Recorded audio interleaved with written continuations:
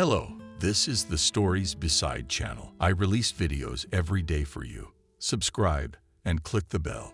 Kevin, darling, can you hear me? Christina said embarrassedly into the phone to her husband. Do you have a minute? At the other end of the phone, you could hear an agonized sigh. Christina, what is it? Can you talk normally?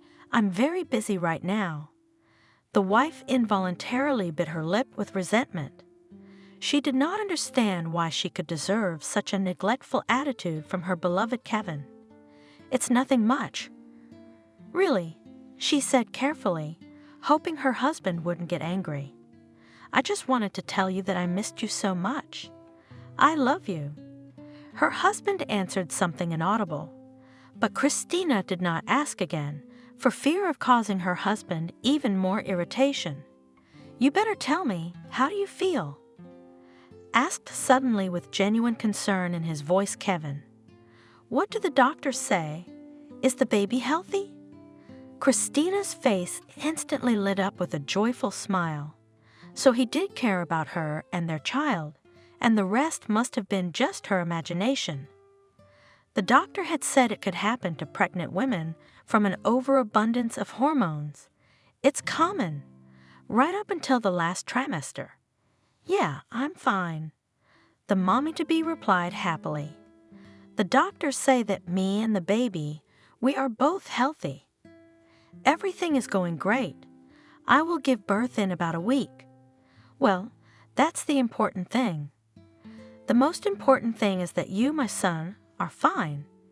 You don't have to worry about the rest, calmly answered the husband, and in his voice, Christina caught some new satisfied notes. It was as if Kevin had convinced himself of something that his young wife was not supposed to know. Kevin? Christina asked again. What now? Honey, hurry up. You're going to make me late for the stockholders' meeting. You know what kind of piranhas are on the board. I was wondering how Clara is doing. She complained to me the other day that her blood pressure's up again. The doctor prescribed her pills, but I'm not sure she's taking them. Could you make sure she doesn't forget them while I'm away? Clara was the mother of her husband Kevin, and consequently, Christina's own mother-in-law. Despite the fact that the relationship between mother-in-law and daughter-in-law was extremely strained, Christina always tried to help in any way she could. The young woman was especially worried about the health of her mother-in-law. She always felt bad as soon as she and Kevin began to discuss joint plans for the future, which did not involve Clara. Of course, Christina guessed that the cause of frequent indispositions of her mother-in-law is banal jealousy. But out of respect for the honorable age of her mother-in-law and her sincere love for Kevin, the girl tried not to pay attention to the constant reproaches and nags to her on the part of Clara. Don't worry, Christina. Everything is fine with Mom. Smiling at his wife in the phone, Kevin replied. You know how impressionable she is. Again, probably, she thought of something too much. That's why her blood pressure went up. Yeah, I guess so. She hesitantly stretched out her spouse, but reminded him again. And still control the medication, okay? It's a hypertensive crisis. It's no joke. Okay, Christina, I'm really in a hurry right now. Why don't I call you again tonight, and we'll talk? I can't talk anymore. Kisses. After that, Christina's husband abruptly disconnected. The pregnant woman sighed and quietly went to her bed. She needed to rest as much as possible. That's what the doctor said. The baby was developing normally, but there were still small risks of complications. Therefore, the doctor monitored the condition of the young woman in labor, preferring to reinsure herself once again, so as not to jeopardize the life of mother and child. Something, Christina. Your husband is not very happy about the upcoming addition to the family, right? Miranda asked her mockingly. A young girl pregnant with triplets. Miranda was from the village and had a very rough temper for some reason. Sometimes it seemed to Christina that her roommate was basically unpleasant when others were doing well in life. Miranda herself would never meet anyone after discharge. Her boyfriend dumped her as soon as he found out she was pregnant, so the girl prepared to raise her children alone. Christina felt sorry for her, though she was sometimes amazed at the poor girl's tactlessness. But Christina understood that such behavior for Miranda, most likely a defense mechanism that helped her to accept the fact that she now somehow will have to raise 3 children at once and without any support. No, Miranda, why not? Question for question, Christina answered her. Kevin loves me very much, and he was just asking about my health. Yeah, I heard. The neighbor rudely interrupted her, and he was in a hurry to get somewhere. I guess that's no way to talk to your favorite wife. What are you talking about? Christina didn't understand her. I mean that he was trying to get rid of you on the phone, as if he was so fed up with you. A satisfied smile flashed across Miranda's face. She had managed to awaken some doubts in Christina. I wouldn't be surprised if he wasn't at work right now, but with some girl in a hotel room somewhere. Champagne, roses, and all the classics, just the way men like it. Miranda, please stop saying such nasty things. The neighbor shouted at her. But why do you take such pleasure in spoiling other people's moods? Why should they all walk around smiling? And I alone should weep that I and my boys will not have a father. But chickens like you, everything is always good. And a handsome husband, a businessman, and a huge house, and even mother-in-law does not spoil their lives. And the main thing is, why is it so that some people get everything and others get a hole from a bagel? I may also dream of a normal husband. And now I have to go back to the village with 3 children.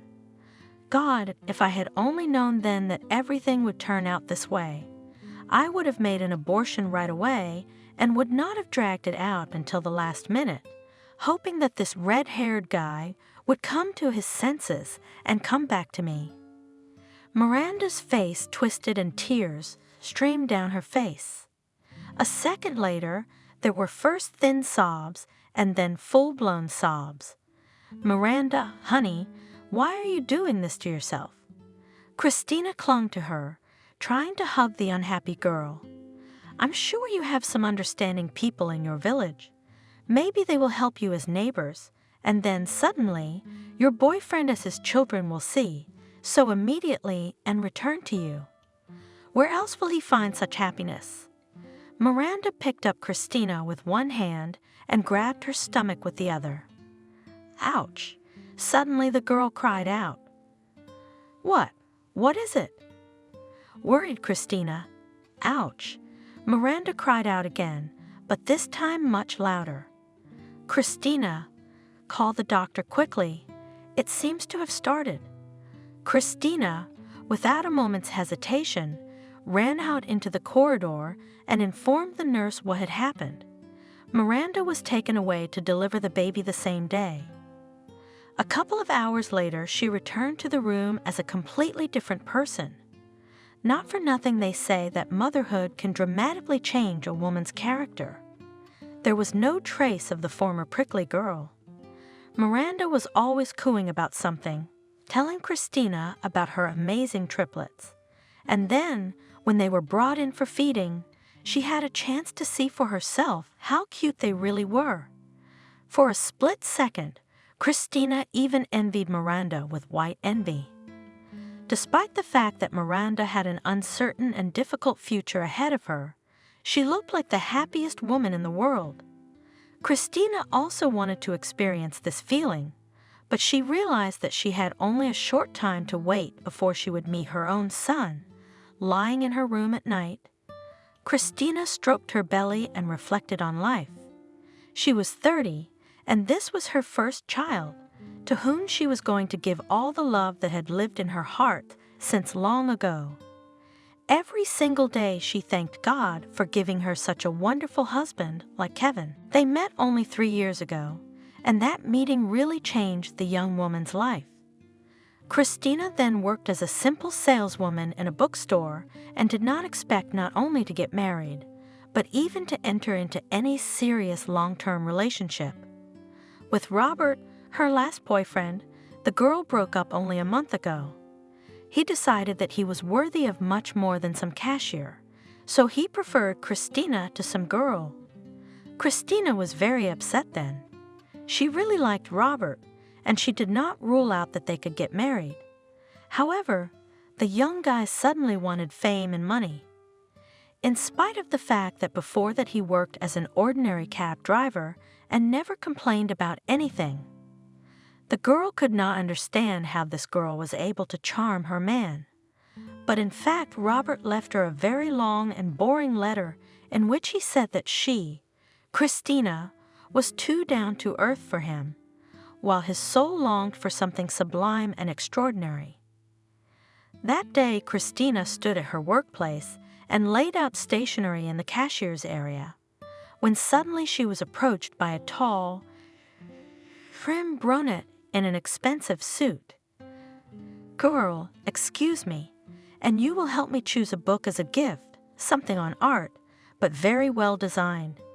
I need it for my business partner." Looking up and down into those stunning dark blue eyes, Christina realized that she had never seen a man with such a rare appearance. He looked like he had stepped out of the pages of a fashion magazine. And if he was not standing in front of her now, she would not have believed that men with such spectacular appearance existed, but, among other things, she was pleasantly surprised by the politeness with which the customer addressed her. Usually people in the hall just yanked her in different directions, wanting to get a quicker building, and at the same time and pouring on the poor saleswoman the entire portion of their own bile accumulated during the day. Here, everything was quite different. Of course, what kind of book do you need? Painting or perhaps architecture? The beautiful stranger smiled charmingly and asked to show him all the most expensive books on painting that they had in the store. Finally, after half an hour, the man chose a Dutch painting album with a gold-plated cover. "It's beautiful." Christina praised the purchase. "I can see that you are a man of taste." "Thank you," calmly said the man, and again gave the girl one of his stunning smiles. "You are a wonderful professional in your business, so patiently helped me to choose all this. I hope my partner will be satisfied." The stranger paid, and Christina did not see him again. However, a week later he showed up again, and again asked the girl to pick up a good book for him. Only this time something from modern literature, something fashionable. "What are the older ladies reading today?" he asked. Christina said to herself as she led him to a shelf of modern dramas. "Don't be surprised," he said softly. "It's not for me. It's for my mom. She asked me to bring her something new. And I, alas, am not in the trend, if I may say so, what intellectually savvy women read nowadays. The same as 100 years ago." Christina laughed. The key to the success of any women's novel is a charming protagonist and a gentle heroine. And then everything is built around the two of them. Out of the corner of her eye, Christina noticed how the customer looked at her a little more closely than usual. "Excuse me, but would you consider it impertinent if I asked you your name?" Christina was slightly confused and then nodded at her name tag. "I'm sorry, I didn't notice." Christina then, when the stranger said the girl's name, she thought the floor swayed under her feet. Her name had never sounded so beautiful. "My name is Kevin." He gave her a slight nod, then gently shook her fragile little hand. "Christina, what are you doing tonight? You know, it's been a long time since I've met a girl who has read so many books and knows almost all of them by title and cover color. I'm kidding, of course, but I really like you. How about we go out to dinner tonight?" "Oh," she hesitated. "It's so sudden. I don't even have anything to wear." "That's not a problem. Kevin spoke quickly. "If you want, we'll stop by the boutique right after work and get you a cocktail dress." "What time do you get off?" No, no, no, no, no, no, no. No way. The girl was embarrassed and began to wrap her flaming face with her palms. She was becoming unbearably ashamed at the mere thought of the fact that this amazing man offered her to buy an evening dress, which in addition, and probably cost a lot of money. "I don't think you can find a dress in a boutique for a few thousand." "Excuse me." Kevin was embarrassed in turn. "I'm probably rushing things, and you're not used to this. It's just that the art book we picked out together, my partner was absolutely thrilled with it. So I wanted to thank you in a human way. You can't even imagine how you unknowingly helped me close one of the best deals for my company." That's how Christina found out that her sudden admirer was also a big businessman. In the end, they agreed that they would meet at 9 o'clock at her house, and from there they would go to the restaurant. Christina could not believe her luck, and in general that such a solid luxury man as Kevin invited her on a date, even out of a sense of pure gratitude. The girl has always been pleased to spend the evening in the company of good and well-mannered people. The first dinner together had gone splendidly. Kevin turned out to be a very interesting and attentive interlocutor, and in conversation he constantly emphasized how pleased he was to meet on his way such a charming, but at the same time intelligent girl. In the end, he charmed poor Christina so much that she was ready to give him her heart that very evening, even though she realized how foolish it was. The first date was followed by a second, and then a third and fourth. Kevin and Christina officially became a couple and did not hide their relationship. Love bloomed fresh roses in her soul, and the simple bookstore clerk could no longer hide her feelings for the businessman, especially since he made it clear to the girl that this is the kind of bride and dreamed of all his life. "Christina, I promise you, if you become my wife, you will never have to work in the store again," Kevin assured her. After a couple of months, he held in his hands a tiny velvet box, inside of which lay a gold ring with a magnificent diamond. "I want you to add to my home library," he told her, smiling, "so that you can continue the work of my parents and bring something new and beautiful into our home and my life. I firmly believe that you will be the only woman in this world who could do something like that. Tell me, Christina, will you marry me?" Christina felt tears running down her cheeks. It seemed that she had gone from real life to a fairy tale. Is it possible? But what would happen if she woke up now and it was all just a magical dream? "God, I can't believe it's real." Crying with happiness, said Christina. "Oh my God, of course it is." Yes, the man hugged her, and in that moment they felt like the happiest people in the world. Kevin literally carried his bride in his arms, constantly making her expensive gifts in the form of jewelry, exquisite clothes and perfumes, and of course, the best books he could find. Soon the businessman announced to his mother that Christina officially moves into their mansion. However, Clara, becoming clearly insane, jealous of her only son to her future daughter-in-law, was adamantly opposed to both the move itself and the wedding in general. "Son, have you decided to reduce me to the grave?" asked an elegantly dressed woman in her 60s. "What, Christina? What moving? What wedding, after all? Do you think that if father is no longer alive, you can disgrace our family forever? Mom, you always exaggerate everything." Kevin replied with a slight smile. "You've seen my fiancée. She's the purest, kindest girl I've ever met in my life. Don't you want your son to be happy?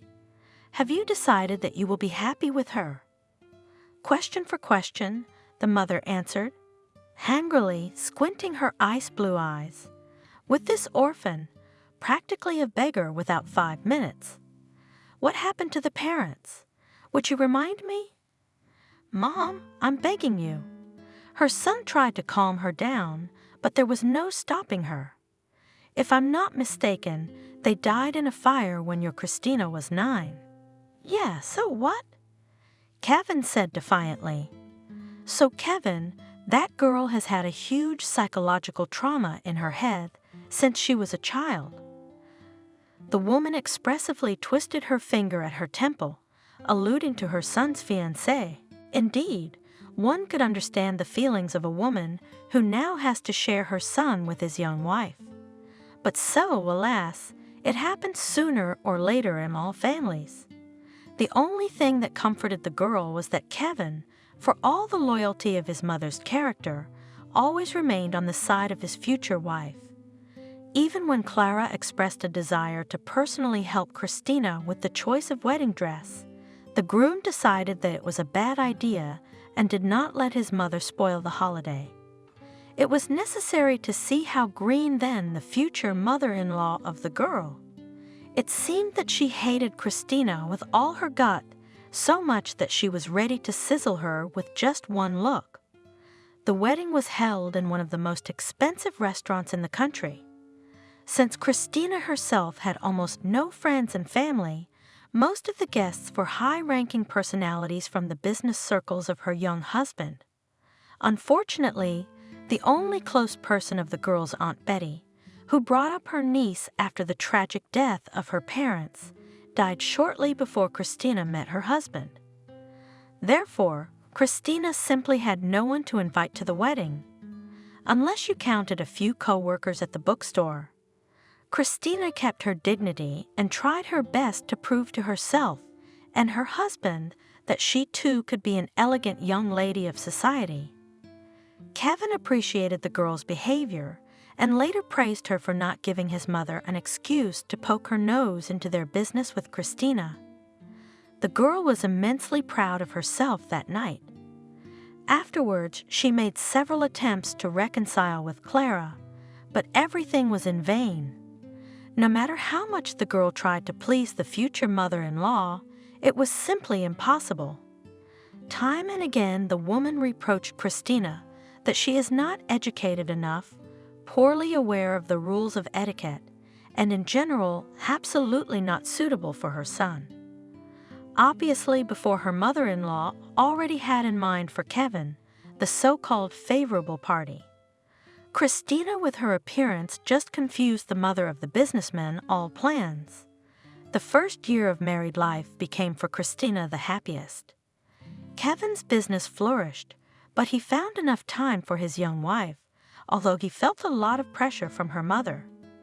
Clara strenuously pretended that Christina as a person and daughter-in-law for her simply does not exist. However, Christina was not against and look in her eyes invisible, just so as not to hear once again in his address offensive, but most importantly completely unfounded accusations and reproaches. When at the end of the first year of marriage, she and Kevin could not have children, Slaka frankly rejoiced. "Well, son, the whole truth about your Christina has come out. She's not gonna give you kids, you can count on it. I wouldn't be surprised if it turns out that she had an abortion when she was young. So she can't have children, and she didn't tell you about it, just to marry you as soon as possible. Why are you talking about me like that? Christina couldn't stand it. It happens often and in many couples. The first year is not an indicator of whether your son and I will have children or not. Maybe we should just wait a year. I'm willing to go to counseling, but I'm sure I don't have any health problems." My mother-in-law just snorted contemptuously.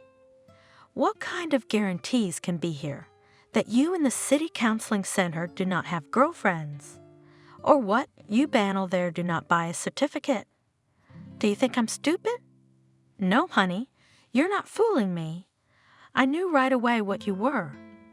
Clara squinted at me evilly. "My boy couldn't possibly be interested in a gray moth like you, unless you did something on purpose to do so.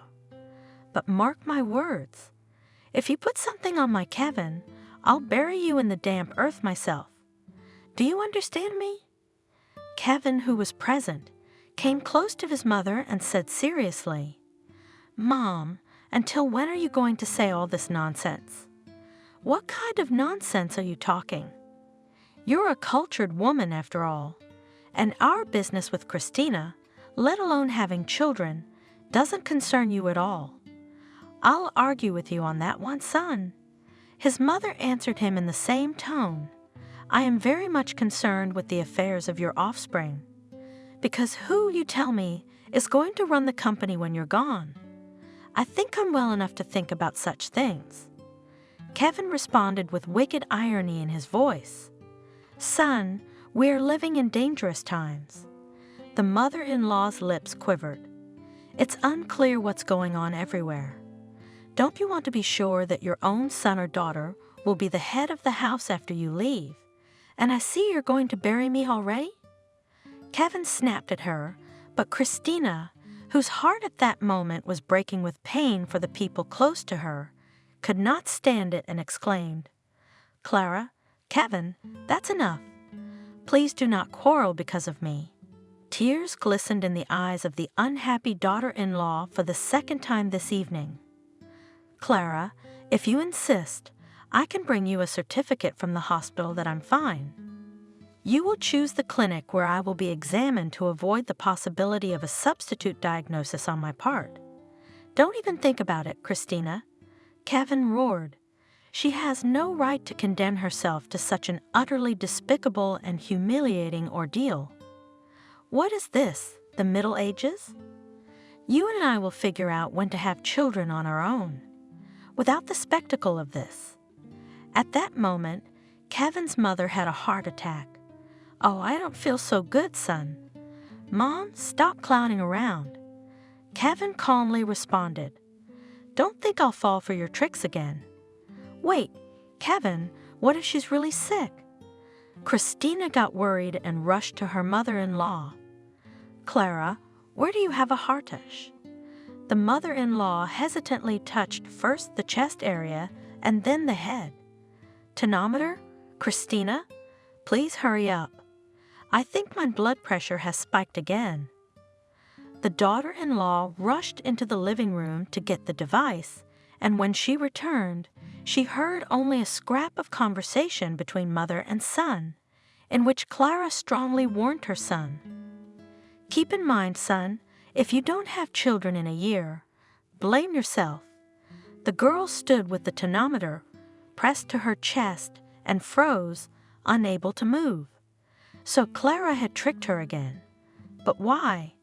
Why did she hate her so much and turn her own son against her so zealously? Was it only because Christina had the misfortune to be born into a very poor family? The thought of it was so disgusting to the girl that she quietly put the pressure gauges in place and silently went up to her room. And now, almost a year later, she was expecting her and Kevin's first child. Christina really wanted to name the boy Ethan in honor of his grandfather, but did not know whether Kevin himself would approve of such a choice. However, her husband during the pregnancy noticeably distanced from her, and the girl even began to worry about it. He was almost no interest in his wife, more often late at work. Christina herself timed and again caught the gloating glances of her mother-in-law. The future mother did not know what could be associated with such behavior of her husband, and therefore all the time was tormented by speculation, what she did wrong.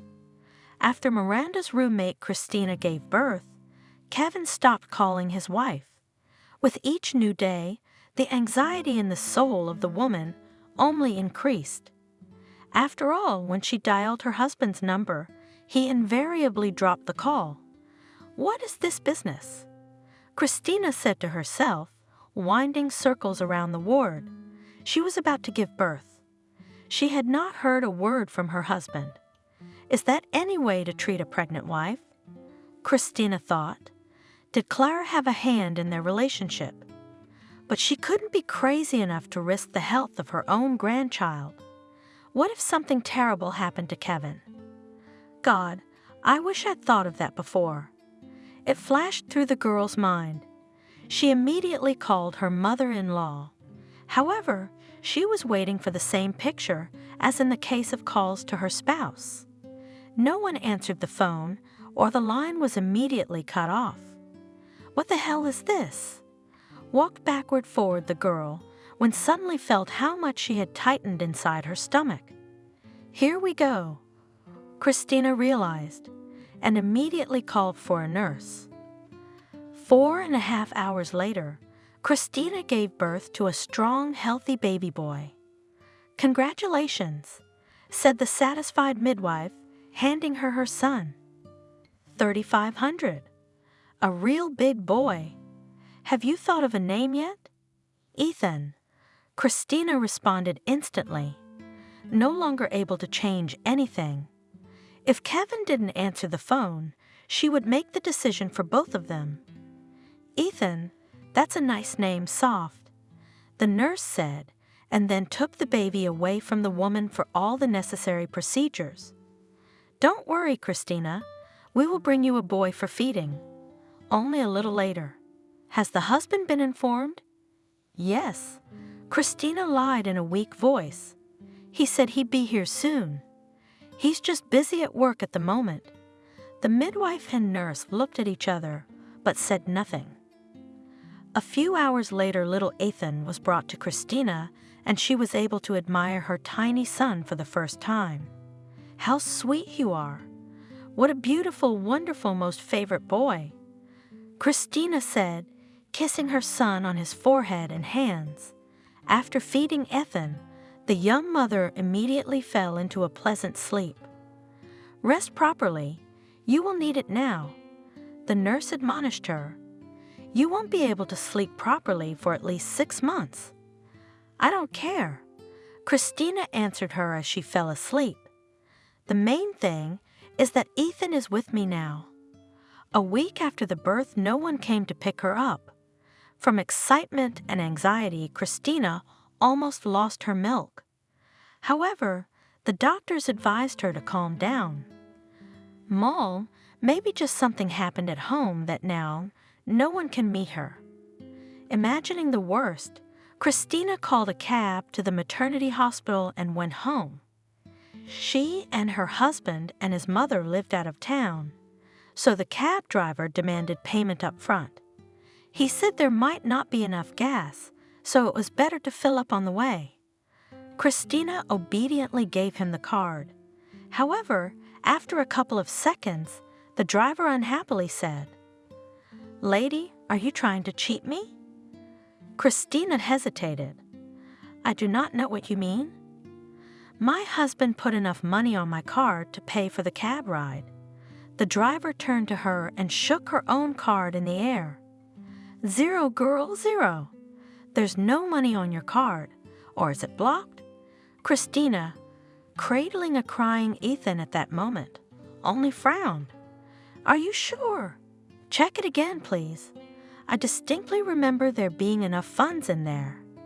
The cab driver shrugged silently and put the card to the reader again. The same unpleasant beeping sounded. "Alas," he said, "either pay or get out." Christina had no idea what was going on. But just in case, she rummaged through her purse and emptied out all the cash she could find, including change. There was only 60 cents in there, no more. "Is that enough to get me at least halfway there?" she asked the driver. He looked skeptically at the crumpled bills, but did not refuse. "I'll take you to the gas station, and then you can do it yourself." "All right," the young mother nodded. "Thanks for that." Having fulfilled his promise, the cab driver dropped her off at a small gas station, where Christina was able to wash and feed little Ethan and change his diaper. After that, the young woman threw her bag with baby things over her shoulder and dialed her husband's number and then her mother-in-law's number. A mechanical voice answered her that the subscriber was out of network, and here Christina was worried. With a quick step, the young mother covered the remaining distance to their cottage village. Although it was only a few miles, she felt terribly tired and exhausted. When she reached the gate of her house, The woman pressed the bell button several times before Clara's disgruntled face appeared on the intercom screen. "What do you want?" asked her mother-in-law in a tone as if she was standing in front of some homeless gypsy, not Clara's own daughter-in-law. "Thank God," Christina exhaled. "I was afraid something had happened to you." "It's me, Christina. Please open up. Kevin didn't come to pick me up for some reason, and he's not answering his phone. There must be something wrong with the connection. Look who I brought you." The girl smiled and showed the intercom screen her little grandson, but her mother-in-law's face reflected nothing but disgust. It was the last thing Christina had expected to see. "So, why are you showing me your freak? You'd think I'd be interested in what kind of puppy you gave birth to." The daughter-in-law was literally numb, unable to utter a single word. Then the intercom screen went off, and a couple minutes later the door of the mansion opened. From there, without hurrying, Clara came out and slowly approached the wicket, which was still closed. Christina pressed her heated forehead against the cold metal of the decorative lattice, unable to accept the reaction of her husband's mother. "Why did you come?" her mother-in-law asked her again. "It's not enough for you that you broke my son's heart, had a child from some lover. So now you want to throw him into our care? No, my dear, you will not succeed." The old woman wagged her index finger menacingly in front of Christina's face. "That's with whom you fattened your puppy. Go to him and go. And forget about our family forever. Kevin will mail you the divorce papers later." "Clara, what are you talking about?" Outraged, gasping from shock, Christina. "This is your grandson, your son Kevin. I never cheated on him with anyone. I swear." "You'll swear it in church, if you have the guts." Her mother-in-law threw it back at her. "Neither my son nor I want anything more to do with you. Is that clear to you? If you don't want Kevin to sand your reputation down so that you can't get a job in this town, you'd better get out of here while you still can. We don't want any loose girls in our family." With these words, Slaga turned around and silently headed back into the house, paying no attention to the crying. The sobs of her unhappy daughter-in-law with a newborn baby in her arms. Now the young woman realized what had happened. Lord, she had thought some terrible tragedy had happened to her husband and mother-in-law. Knave. Turns out Clara had somehow managed to turn Kevin against her. But what could she tell him so that he unconditionally believed in this unfair, and most importantly, absolutely stupid lie? Wanting to understand what had happened, Christina went on foot back to the city to come to her husband's office to dot all the I's and cross all the T's. Christina got to her husband's office, being almost exhausted. With great difficulty, she managed to persuade the guard to let her through. The woman imagined how it looked from the outside, with a bag over her shoulder, covered in road dust, and with a baby in her arms. What did she look like now? However, everything compared to the last chance to see her husband and finally talk to him. Approaching his office, Christina took a few minutes to gather her courage. Strangely enough, no one was visible nearby. Even the place of Kevin's secretary was empty. And at that moment, the young mother heard strange sounds coming from her husband's office. Pushing the door open with her free hand, the woman stepped confidently inside. However, the sight that opened up to her completely de-energized Christina, making her legs go absorbent cotton. "Christina!" Kevin hurriedly corrected himself. "What are you doing here?" The secretary, a tall girl with long curly hair and huge swollen lips, only looked at her boss's wife contemptuously from head to toe, then easily jumped down from the table. The damsel defiantly threw on her jacket and, leaving the office, said to Kevin, "Call me when you're done." When she and her husband were alone, the woman immediately attacked her husband with reproaches. Kevin, what is the meaning of this?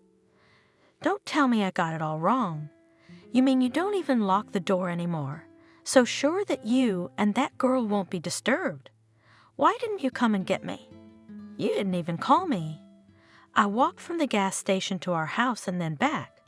Because your mother wouldn't let me and her grandson, our son by the way, into our house. And now you're cheating on me. How long has this been going on? Why, instead of remorse, she read on the face of her husband only contempt. She'd never seen him like this before. Are you not even ashamed? She asked her husband in a weak voice. A cheeky smile played on Kevin's lips. Mom did the right thing, and what, in fact, can I do? In response, Christina gave him a confused, uncomprehending look. Are you saying that you don't understand anything? Kevin interrogated her caustically. You dare to stutter about it. He nodded dismissively at the newborn Ethan. Is that my baby? I don't understand anything, Kevin. Explain it to me. Christina sobbed. At that moment, Ethan woke up in her arms and cried softly. Kevin clutched his head and ruffled his beautiful dark hair. His face burned with a wild blush, as if he were sick, but his eyes remained as cold as ice. Look, he said to his wife, after a few minutes, showing her some pictures on his phone. Now you tell me, how do you explain this, and who is this strange man hugging you, my pregnant wife in some cafe? Christina leaned over to the smartphone screen to get a better look at the series of photos she was pictured in, supposedly with her lover, flipping to the right 5 photos in a row. Christina felt her legs grow colder and colder with each new photo. Finally, she carefully sat down on the office chair and placed Ethan on her husband's desk. Jesus, she whispered. Kevin, where did you get those pictures? The woman's eyes flashed with such intense desperation that it was physically impossible for her husband to lie to her. What's the difference? Mom sent them, he finally admitted. She was watching you just before you went into labor. She sensed the baby wasn't mine, so she tried to get proof. Proof of what? Kevin is my classmate Jacob. I hadn't seen him in almost 15 years. We ran into each other at the center that day. He offered to help me carry my bags to a cab. If that were true, he wouldn't have touched you so boldly. Kevin shouted stubbornly, Don't yell like that. You've already scared our son. Shouted to him, unable to contain her spouse's feelings. Yes, I went with him to the cafe. We had coffee and friendly. I repeat, especially for you in a friendly hug, and that's all. Nothing happened. That's not my son, don't lie to me. The businessman continued to stand his ground. How do I know you haven't met him before? And this child is not his. We can do a DNA test if you're so overcome with paranoia. Couldn't resist a little sarcasm, Christina. But how would you feel about that? What kind of trust are we talking about here? Kevin made a big circle around his office, and then with all his might slammed both fists on the table. Insane, Christina exclaimed, barely managing to grab Ethan out from under his arms. You and your mother have gone completely insane. How could you disown me so quickly? How could you believe her, knowing how much pain she has caused me and always intended to cause our family as well? My mother would never lie to me about such things. Kevin answered her with a grim smile. Also, she brought me his tie, didn't she? That freak who is supposedly your classmate. That you played with him somewhere and forgot to return the tie to your lover? Christina laughed hysterically. Kevin, but you realize that she simply gave it to me. How can you believe in such blatant nonsense? If we're being honest, don't you carry around souvenirs from your secretary? and then it happened that forever divided the young mother's life into before and after. In a fit of anger, Kevin flew up to his wife and slapped her across the face with a ringing slap. Christina barely stayed on her feet, clutching her son tightly to her chest, glaring at her good husband, who didn't seem to have expected such a reaction from himself. Christina walked silently to the door. Christina, no, wait. Her husband wanted to justify himself, but she shook her head negatively. "Stay away from me," the woman said through gritted teeth. "Don't ever come near Ethan and me again." The next second, the young mother slipped through the doors like a cat and dashed for the elevator and farther downstairs. Away from this horrible person and place. Christina herself did not remember how long she ran. The young mother came to her senses only after a couple of hours. It turned out that she was sitting and crying on a playground in some yard. Little Ethan had fallen asleep in her arms, but that didn't make Christina feel any better. She no longer had anything to feed him when he woke up. From the stress she had been through, the young mother had completely lost her milk, not knowing what to do with no money and no further plan. The woman just sat on the bench and stared at one point as she continued to rock her baby. Tears of pain and disappointment rolled down her face in hail. Another betrayal of a loved one had hit Christina's nervous system too hard. "Christina, is that you?" A pleasant female voice suddenly sounded behind the young woman. Christina slowly turned around. Looking at the person who spoke, Christina even stiffened with amazement. In front of her stood her high school literature teacher, Vanessa, a diminutive older woman who was already in her late 70s. Looking at Christina with the same warm, affectionate smile she had when she was a child. "Vanessa, how did you recognize me?" The woman whispered in a voice weak from fatigue and hunger. The woman only grinned in response. "How could I not recognize you, my dear? I remember all my students. I have such a photographic memory. What are you doing here? Are you sitting here all alone?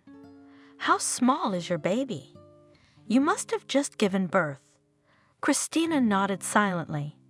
Then her former teacher came closer and looked carefully into Christina's face. "My dear, I can see you need help. Let's go to my place. I don't live far away. I have hot soup you can eat and feed your baby. Shall we?" "No, I can't," weakly objected Christina. "That I will burden you with my problems. Now I'll sit here a little rest, and Ethan and I will think of something." "Right, Ethan?" Christina looked at her son with inexpressible tenderness. After that, Vanessa was convinced that her former student was in a bad way. "Christina, don't give me any ideas," she said in a slightly more stern tone. "Where are you going now in the evening with a child? To the train station? And yourself and your little one you want to jeopardize?" "No, I feel really bad, Vanessa. I'm not sure you'd be comfortable with me and my son." "Don't you worry about whether I'm comfortable or not. If I wasn't comfortable, I wouldn't have offered. Right? Come on, get up. Don't sit in the cold, you'll get sick."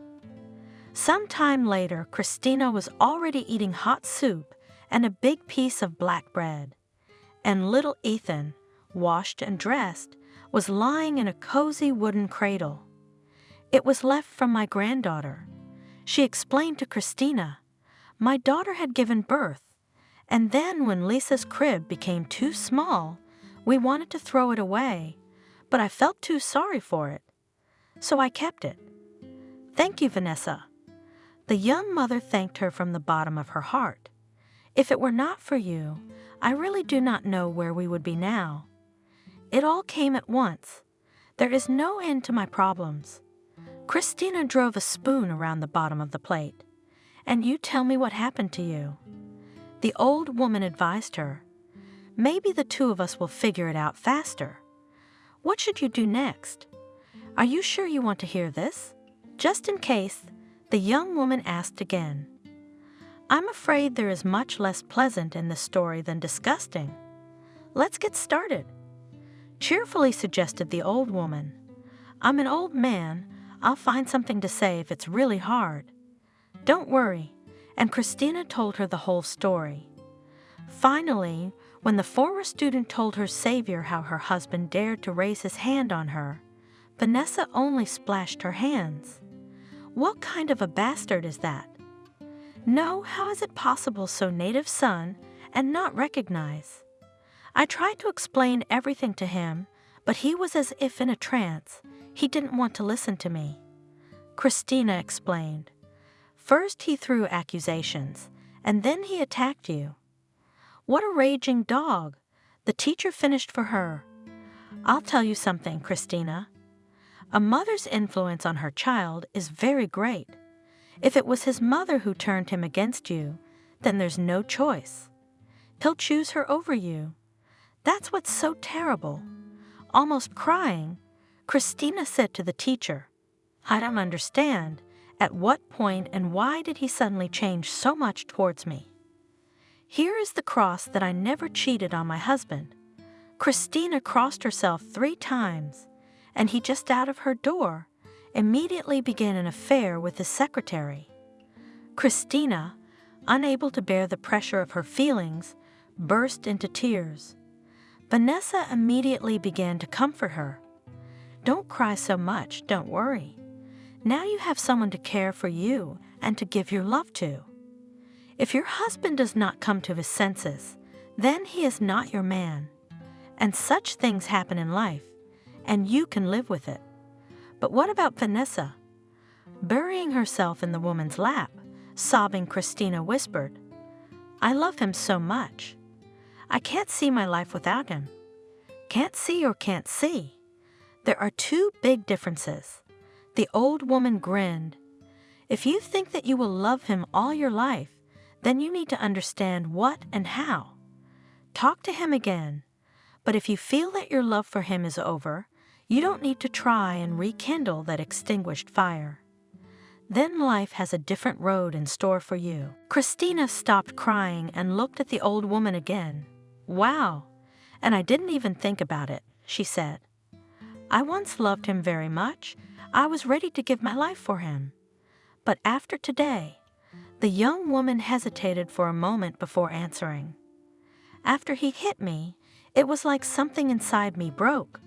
You know, as if a rope had been sawed through, and everything, the weight attached to it, was flying into the abyss. And I, like that weight, am flying somewhere I don't know where to. Vanessa smiled. Maybe you are not flying to the abyss, but on the contrary, you are flying up to the sky. Think about it. The old woman winked at her pupil. Now let's get ready for bed. I'll make a bed for you and the baby in my daughter's former room. I have fresh linen and new furniture. Sleep well, and tomorrow we'll think about what you should do. You will stay with me for now. It will be easier together. Christina thanked Vanessa as she had never thanked anyone in her life. Who would have thought that after so many years, she would not only meet her former teacher, but also get from her the only one of all support, and the best help that she could give Christina at that moment. And so they all began to live together. Vanessa's payment was enough to feed not only herself, but also Christina. The young mother ate very little and used to do with the simplest products. The half-starved childhood with Aunt Betty was an influence. However, the young woman could not afford to just hang on the neck of her former teacher. So soon she went to work. Kevin, it seems, fulfilled the promise made to his wife by his mother and deprived his wife of the opportunity to get a job back in at least some more or less decent place. But Christina did not despair. She went to work to put up ads. She did it quickly. It took her a couple of hours a day, and then got the money and hurried to the store to buy all the necessary things for her son. One day, when Christina stood at the bus stop and pasted the next batch of outdoor ads, she was called by a familiar voice. Christina! Christina! How did you get here?" Hearing the familiar timbre, the woman cringed, less than anything else in the world. She wanted Jacob, the same high school classmate who had caused her to leave her husband, to see her like this. "I can see it's you, Christina. Stop it, please." She turned to face the man and read the mute amazement in his eyes. "What does it mean?" he asked seriously. "The last time I saw you, you were doing great. You were going to be a mother. And now, is the baby okay?" Jacob sounded worried, and Christina was pleased that he still remembered how she felt the last time they met.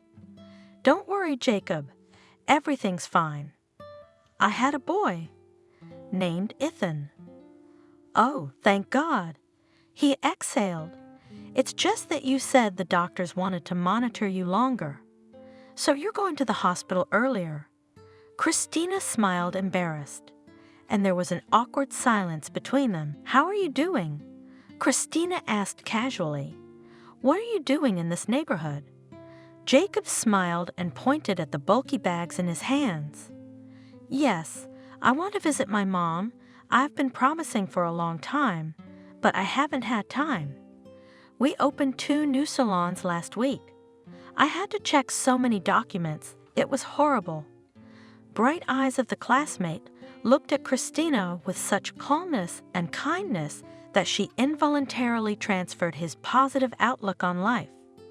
She remembered that Jacob ran a chain of car dealerships around the city. His business was doing well. "Do you want me to help you carry the bags?" Christina asked him out of the blue. She didn't know why she wanted to offer him that now. After all, what does she have to lose? Her husband's love could not be returned to her anyway. Jacob was not to blame for the fact that Clara used him in her nefarious plans to get rid of a bad daughter-in-law, and the classmate always treated her well and even began to worry about the health of her tiny son. "Won't you get scolded?" asked Jacob, pointing to the stack of ads in her bag. "No, I still have time." The woman answered him cheerfully and picked up one of his grocery bags. As they'd approached the house where her mother lived, Christina had a strange feeling in her heart. But when they entered the entrance and began to climb to the 3rd floor, the woman's eyes— "Okay, Mom, I'll go, I guess. I will not take you, Christina, from important matters." Jacob suddenly started to go, and his mother just grinned. "Oh, look at him, Christina. What a businessman. All this business is burning under his feet, that he cannot even an extra 5 minutes with his mother to sit." Christina genuinely admired watching the relationship between Jacob and his mother. Unlike her experience and what she had seen between Kevin and Clara, there was not even a hint of the dependency and manipulative tendencies that her mother-in-law possessed to perfection. Yes, these people behaved much more simply, but there was such kindness and love in their hearts, the kind you don't see every day between parents and children these days. "Christina, then let's meet on Monday," Jacob suggested. "I'll take you right away from here and pick you up and show you everything you need to do in our salon, okay?" "Sure." The woman nodded to him. "Jacob, thank you so much again. If it weren't for you—" "Don't go on." Wave goodbye to her classmate. "That's it. I'm off. I'll call you the other day." 6 months flew by. Christina studied at Jacob's company and started working as a manager. She and her son rented their own, quite comfortable apartment, and every week they came to visit Vanessa. Jacob himself didn't mind. During the time they worked together, the former classmates felt that they were united by something much deeper than the usual working relationship. Jacob was easier to talk to than Kevin. He had a good sense of humor, but most surprisingly, he was able to get along with Ethan right away. Christina, watching them play in those moments when the man stopped by her house, was only amused. Of course, Jacob gave toys to the child, and with his mother he solved exclusively business issues in the kitchen. But they both already felt how between them formed some new, completely unlike anything else connection. And then one day the man decided to invite the young mom on their first real date. Jacob was very excited and prepared a huge bouquet of scarlet roses for his companion. Christina appreciated the compliment. She was pleased with such attention. After all, despite all the ordeals, part of her feminine soul still wanted warmth and care. Wow! And where are we going to go with such a bouquet? Surprised Christina. We will not be allowed to go to the museum. And we will not go to the museum. Jacob agreed. Let's you now put the flowers in a vase at home, and then we'll go to the opera. I got 2 tickets to the Mermaid. I think you're gonna love it. I can't believe you like opera. The woman admired me wholeheartedly. Sometimes for a change, nodded the businessman. A few minutes after Christina took the bouquet upstairs, Jacob opened the door of his snow-white car in front of her. Please, my dear lady, today a rich cultural program awaits you. Oh, don't call me lady, okay? She asked him. I have not liked this title recently. Jacob understood what she was saying and promised her not to do it again. Christina and her mother told him in general terms about what had happened, avoiding unnecessarily dramatic details. However, the main conclusion the young man had already made for himself. This Kevin and his strange mother are real monsters. After the opera, which Christina really liked very much, the couple decided to walk around the central square. That's where their first kiss happened between them. Jacob did not remember exactly how he embraced his companion. He only felt a long and strong golden thread between his heart and Christina's heart. What will happen to us now? Christina whispered to him, pulling away reluctantly from his lips. What will happen? You'll divorce your husband, we'll get married, and I'll adopt Ethan. Christina gently pulled away from her classmate. Are you seriously telling me this now? She asked, looking Jacob in the eyes. Are you really ready to live with us for the rest of your life? Think carefully. To your friends, I'll be a divorcee with a trailer. I think that's what they call it now. Jacob gave a short laugh. I don't care what anyone thinks of me. I'm going to marry you, not public opinion. Christina, I've loved you since the 5th grade. It's just that you got lost after school, and when we met, you were all ready. Don't continue. Softly said the girl and again pressed against him in a tender kiss. Jacob, there is only one thing I want to warn you about. What is it? Her companion frowned slightly. If you betray me, I'm like that mermaid. I won't survive it. My heart just can't take it anymore, and I'll turn to foam. Jacob lovingly embraced Christina, and they looked up at the huge moon hanging over their heads. Then it's in my interest to keep you from turning into a mermaid. Jacob smiled. You will remain a man, a woman, and my wife, and the mother of Ethan, and then perhaps of our children. Oh, Jacob, blissfully whispered Christina and pressed against the shoulder of her lover. You've always been like that since high school. What? Cheerfully asked her man. What funny? Joyfully touching the tip of his nose, Christina shrieked with happiness, and they spun in a silent dance on the sidewalk. That evening was one of the most beautiful in the young mother's life. That evening on their way back, they stopped at Vanessa's house, where Ethan was visiting.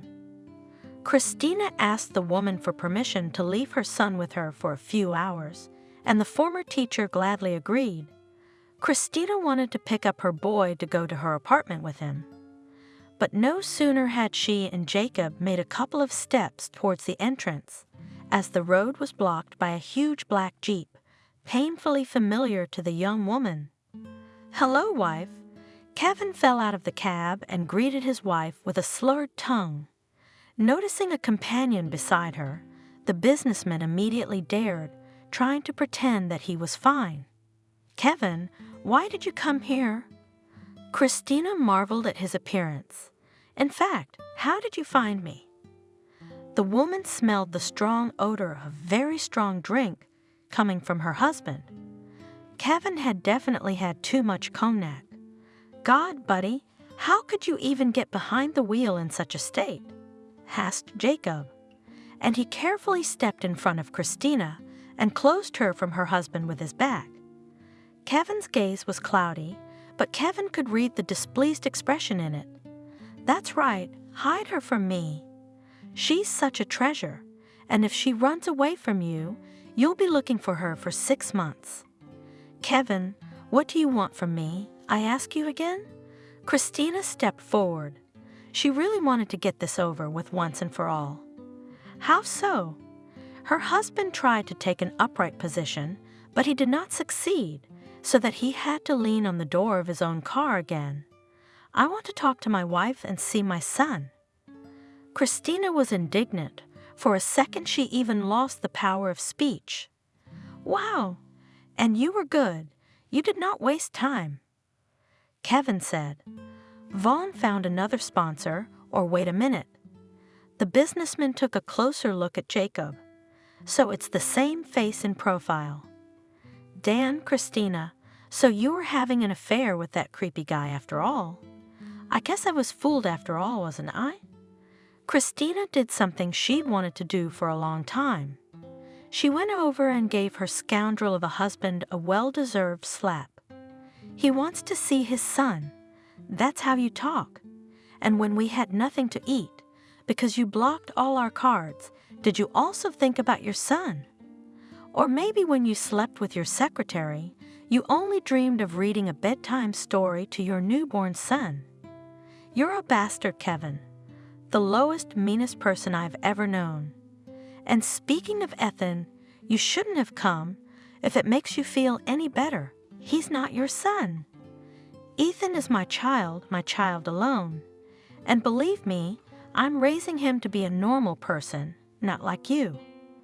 Turning on her heels, Christina wanted to leave, but Kevin suddenly grabbed her arm. "You're stupid. Don't you know what you're doing?" "Yeah, we had a little fight, but you should have understood me too. I pressed my mother later, by the way. She admitted that she set you up, that it wasn't your fault. Congratulations," with irony said Christina, and pulled her elbow from his weak grip. "The mystery is solved, but you're too late. I have a different life now. Christina, you're not leaving me." Kevin shouted to her and tried to hug her, but Jacob stepped in. "Hey you, get your hands off her. The girl told you clearly that she doesn't want to talk to you anymore. What more do you want? You lost your chance, so go away. Who the hell are you to talk to me like that?" Kevin was outraged. "I'm her lawfully wedded husband, and who are you? You're a lover, a party boy." Kevin tried to hit his opponent. However, Jacob easily dodged and gave the offender a light kick in the shoulder area. It was enough to make Christina's husband unable to keep his balance and fell on his back. Fortunately, Jacob managed to pick him up in time and load him into his own car. "God, what are we going to do with him now?" asked a confused Christina. "Obviously, we cannot leave him here in this condition. But I don't want him to sleep in Ethan's in my apartment. Don't worry, we'll order a cab and have a tow truck take him home to his mother. And the car to the impound lot so he doesn't get any more trouble." Agreeing that Jacob's plan was logical, Christina called all the necessary services from her phone. When she gave the cab driver the address, Kevin came to his senses for a few minutes and mumbled something like, "You were always right. Mom was right, but I loved her so much." Jacob glanced questioningly at Christina, but she shrugged her shoulders in confusion. Feeling responsible for her ex-husband, Christina later called back the cab dispatcher and made sure that Kevin was driven home without incident. That was the end of their unexpected encounter. Going to bed that night, Christina thought about filing the divorce papers herself. Of course, she would not claim a penny of his money, but she just wanted to close this unfortunate chapter of her life and think about what good things might await her together ahead with Jacob. The next 2 weeks passed for Christina as usual, with work and taking care of Ethan. Every now and then she would see Jacob, and they had a wonderful time together. The man could surprise Christina with the most ordinary things, like cheesecakes in the morning or choosing her favorite movie for movie night. And as it turned out, they didn't have to spend $1 million at all to feel completely happy. Christina filed the divorce papers first, but she never heard back, deciding that Kevin was probably being stubborn again or doing some nonsense like making another revenge plan. The woman let the situation go and went on about her usual business. Toward the end of the week on Friday, the doorbell of her new apartment rang unexpectedly. Since Christina had the day off that day, she was very surprised. She and Jacob had agreed that they would meet only in the afternoon and that he would not bother her in the morning and would let the young mother sleep. Opening the door, Christina was immediately awake, but also pale. On the threshold stood Clara. She was all in black, her eyes were full of inexpressible sadness, and it was as if she had aged 10 years. "I know you are not very happy about my visit. My mother-in-law started at the door, but I couldn't help but tell you this sad news. Clara, what's going on?" Christina was worried sick. "Come in. Would you like water or tea?" "Water will be fine." The old lady thanked her. She held a thin cotton handkerchief to her mascara-smeared eyes. "Sit down." Clara asked her when Christina brought her a glass. "I need to have a serious talk with you." "Jesus, I've lived to tell the tale. I don't even know where to begin." Christina waited patiently for what her mother-in-law would say while she looked toward the crib where her son was about to wake up. "In general, I know that you have filed the divorce papers with my son, started it, and believe me, I would have been happy if you were separated, but circumstances have changed." "Clara, please," Christina asked her. "Ethan will be awake any minute. He needs to be fed. I haven't even put water under the porridge yet." "Ethan?" She cheered up. "That's a nice name. Christina, you don't have to divorce my son because he's gone. He's dead." Christina was struck by lightning. "What are you talking about? What do you mean dead? I just saw him a couple weeks ago. I wondered how he found me." "It's true, Christina. Our Kevin is gone. He's dead, okay. He died in a car accident." Clara could no longer contain her grief and burst into tears. And no handkerchief could help her absorb the grief of her son's untimely death. But how could this have happened? Christina was the only one who could find the words to ask. She couldn't believe what had happened. Her brain simply refused to accept this information. Even with all the pain that lay between them, she never wished such a fate for her husband. "After you left, he wasn't himself," the mother-in-law began. "As it turned out, he already had serious problems in business, and your departure only aggravated everything." The woman pressed her handkerchief to her eyes again. "I hope you realize that I was not the cause of the breakup of my family with Kevin." Cautiously, Christina asked. "Of course not, Christina." "I'm so ashamed now. If you only knew. Forgive me if you can," she said sincerely. And something in her words convinced the woman that Kevin's mother was telling the truth. "I've been so unfair to you, so cruel. I went and bought that damn tie myself just to belittle you in my son's eyes. You old fool." The mother-in-law was silent for a while before continuing. Her son's problems had gotten to the point where he had to borrow a very large sum of money from some very dangerous people, and then the deal he was counting on fell through. And now my son is trying to get rid of these bandits by any means necessary. But they only intensified. They said that if you don't pay back the money in time, you and your business will be finished. It wasn't an accident. Was he helped into it? With pale lips, Christina asked. I'm afraid he helped himself. Hardly, sighed the mother-in-law. He started drinking very heavily, gambling, hoping thereby to make more easy money. But it was all in vain. His whole life and business had collapsed in just a few weeks. The police said that when they found his car, it was like a tin can. An old woman cried softly. The doctor said he had off the charts booze in his blood, so I really want to believe it was just an accident, but we'll never know the truth. God, Clara, I'm so sorry. Christina shook hands with her mother-in-law. Believe me, if you need help, I'll do anything. Just say the word. No, honey, it's okay. We already buried Kevin last Sunday. But thank you for your condolences anyway. It's unexpectedly nice to hear from someone you practically left in the dust. God, if you only knew how disgusted I am with myself when I realize how easily and aimlessly I ruined your life, just for fun, just to show Kevin that I am better than you and you are not worthy of my son. Calm down, Clara. Christina smiled weakly. I've been doing fine for a long time. I'm with Ethan, and this is the greatest gift your son could give me. Her mother-in-law smiled back shyly and then asked quietly, Christina, sweetheart, can I see Ethan, at least with one eye? This request greatly surprised Christina. She had thought that this woman wanted nothing to do with her and her grandson.